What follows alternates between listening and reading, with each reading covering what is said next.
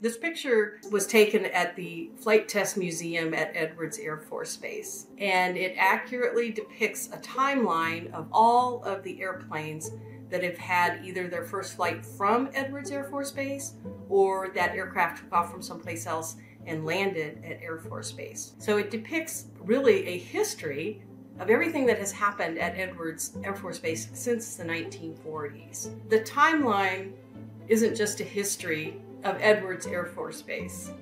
It's also a history of the Air Force in general, because nearly every aircraft that is in the Air Force inventory today, or has been in the inventory since the 1950s, was tested at Edwards Air Force Base. Not every airplane that was tested at Edwards is on this timeline, because some of those first flights took place other places, and then the aircraft came to Edwards at a later date. But this is a very good depiction of all of the things that have happened at Edwards, whether it be a production aircraft or some kind of experimental aircraft like the XB-70, or some kind of a research aircraft like the X-15. All of that has happened at Edwards Air Force Base, or been a part of Edwards Air Force Base. Why Edwards Air Force Base? It's a great location to test airplanes. It's probably the best location in the world to test airplanes. First of all, you've got great weather. You can fly about 360 days out of the year. The weather is almost always clear.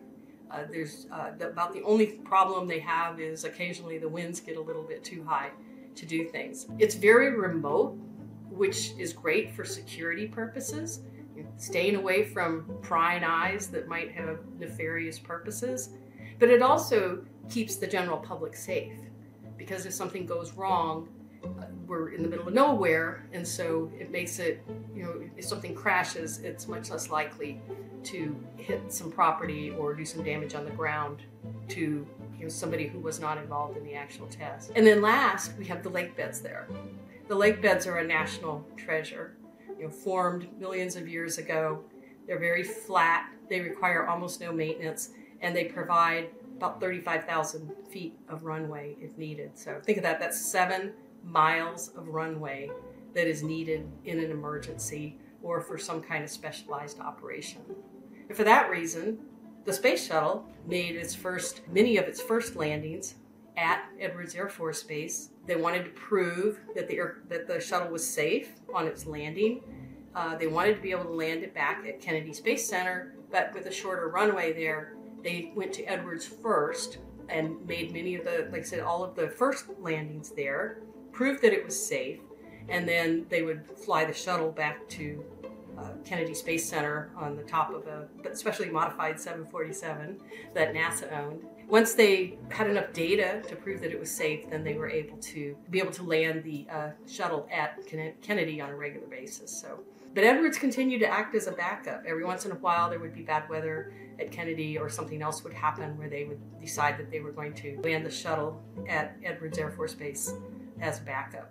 And that's another thing the lake beds provide, is just that risk reduction. The great weather provides a risk reduction.